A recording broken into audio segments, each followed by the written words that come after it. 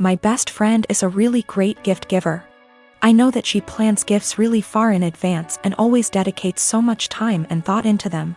And I am so grateful for every gift I have ever received because I know how special they are. She'll often take something small I said from years back and make a really meaningful thing out of it. And I know she enjoys gift giving, and it is clearly one of primary ways she communicates her love for me and others. I just can't keep up. I've never been a really good gift giver. I often really struggle with forming ideas for upcoming celebrations, and until I'm really under the pump, I come up empty-handed until I find something just all right, or I repeat a similar shtick of reasons why I value you, presents. This just means that I feel so much stress every time I have to celebrate her birthday and Christmas. Especially because I would have received something completely out of this world. I really just feel like my gifts pale in comparison. It's getting to this stage where we've been exchanging presents for 8 years, and I'm honestly just starting to feel like I'm running out of steam to keep up and continue thinking of other ideas. It is also hard because I'm neither here nor there when it comes to receiving gifts. I can recognize the hard work and love, but I don't need to receive gifts to know that I'm loved. And so I worry that I don't reciprocate my love well enough because my presents never feel at her level. I want to express to her my gratitude for her gifts, but ask that we just stick to one a year, on birthdays. Because Christmas and the occasional Valentine's Day is too much for me. I have been able to move away from gift giving with other friends by just casually mentioning it or just mutually ceasing present exchanges, and we now opt for spending time with each other, something I love. I just don't know if this would be really insensitive or soul-crushing because it's not about her or how good of a friend she is, but really about my insecurity and my differing ways of communicating love. The last year and a half has been hard for me, to say the least. Last March, my brilliant and hilarious and beautiful girlfriend Natalie suddenly passed away. Everyone always gave shit about us because of politics.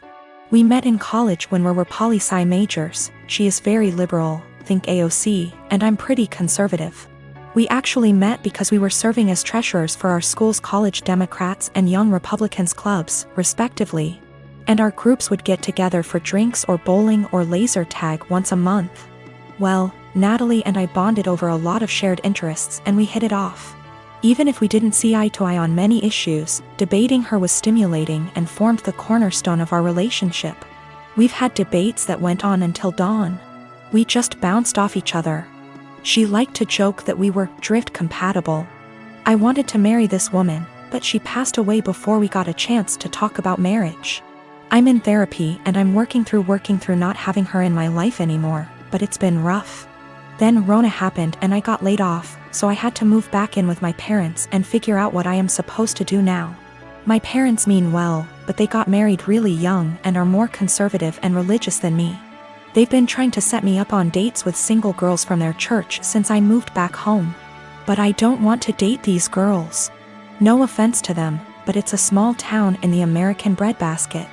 They don't share the same interests as me and it feels like their only goal in life is to be a good Christian wife and produce a lot of babies. Trying to talk to them about current events is excruciating for me. The girls my parents tried to set me up with take everything they read on Facebook or hear from Fox News for face value. It makes me miss Natalie and our debates more. My parents mean well. I know they want me to find a nice girl and settle down with her, but not like this. They are nothing like Natalie and never will be. I miss her, even if my folks didn't like her ideas.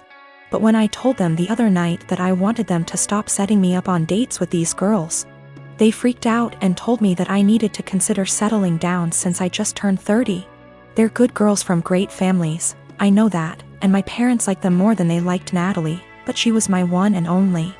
I don't think it's fair for anyone when I still love her. They are even more angry at me because I told them that I just don't see myself getting married anytime soon. But like I said, Natalie was my soulmate and I just can't see myself being with anyone else but her. Yet, they are insisting that I need to find a woman and settle down and give them grandchildren. We were seriously close to talking about marriage. But around the time she died, it was more like how funny it would be if the bridal party wore blue and the groomsmen wore red because the bride is a Democrat, and the groom is a Republican / Romeo and Juliet deal. I wish we got to do that. Natalie thought it was hilarious. I got my son a 7K motorcycle for his 18th birthday this past June. My son is obsessed with automobile and loves motorcycles. In his room he has plenty of models and posters of motorcycles of all types. His bio dad passed away when he was just 12, now I'm married to my current husband and he has kids of his own. My husband has always been against my son's interest in motorcycles. He thinks I'm encouraging him to be reckless, distracting him from school and by extension his future, and spoiling him and blowing away money by spending 7K on a motorcycle. This caused some tension between him and my son, so I told him to stop complaining about it. Around 2 weeks ago, my son's motorcycle went missing. We opened a police report but nothing came out of it. It just disappeared. My husband had a smirk on his face the entire time, just walking around saying, "I told you so. You just wasted your money." This was unbearable to hear, to be quite honest. My mother-in-law visited few days ago. She was talking about the other house my husband owns and mentioned seeing a motorcycle. One that's similar to the one that we lost in my husband's carriage while she was cleaning it. She goes to clean that house weekly even though it's empty. My husband plans on giving it to his kids as inheritance. I was puzzled. I asked if she was certain, but she showed me a photo she took of it which confirmed that it was indeed my son's motorcycle. I immediately rushed to call my husband and confront him about it. He admitted that he took and hid the motorcycle in his garage as a last resort after me and his stepson kept brushing him and his thoughts off about the 7K being spent on something unnecessary and that could cause issues. I blew up at him demanding he return it.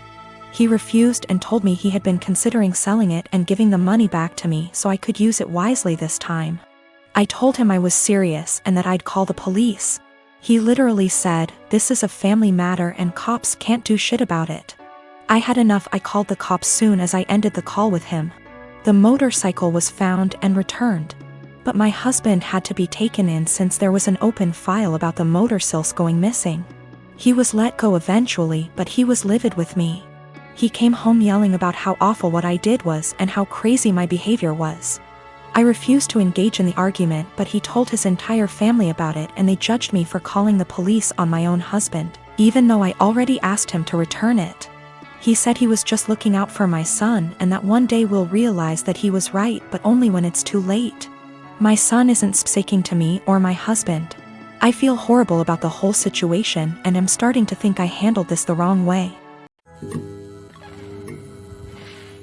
I was dating my boyfriend for 2 years. We didn't live together but lived on the same street and I was always over at his place.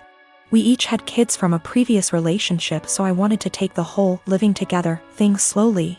But we were together all the time and I just maintained my own residence. He commuted for work and I knew his department got a new secretary. She was younger and married and had recently had a baby. I knew they were work buddies and I even bought a birthday gift for him to give to her. After about a year, she moved to another state. My boyfriend and I decided to move in together and we lived together for a year when I found out that he and that secretary had some type of non-physical but still romantic relationship while they were working together. And that is why she ended up leaving, because they both realized it was not appropriate. I stumbled on old emails between them that were strange, calling each other pet names. He was calling her baby and sweetie in work emails, telling each other that they couldn't wait to see each other at work, meeting up in the cafeteria for coffee every day. He told her he loved her. She lamented that she couldn't stop thinking about him while at home. They had little quarrels. I also realized that he was still Facebook friends with her. We talked a lot about this and he said he was just so unhappy at work at the time and unhappy with our relationship because we didn't live together, that he was vulnerable to attention from a beautiful woman. He said it never became physical, but they were very emotionally entangled at the time for many months. I had no idea at all. He said together they decided the best thing was for her to accept another job offer, which he helped her get. He's very remorseful sometimes. Other times he will tell me that it's partially my fault because I rarely stayed over. I was doing everything for him to help him out because I knew how busy he was and how stressful life was for him back then. He will also try to tell me I was too cold. I've tried to move past this. I told him he needed to delete her from Facebook, and he did. It's been over a year since I found out, but I still feel so much hurt and anger if I think about it. Or if something triggers me. Even something as stupid as a movie where the man is hooking up with his secretary. It's been over a year of anger, fighting, hurt and drama. The man I thought I was with is not the guy who would speak to his married secretary like that. Should I just give up? I'm tired of feeling this way.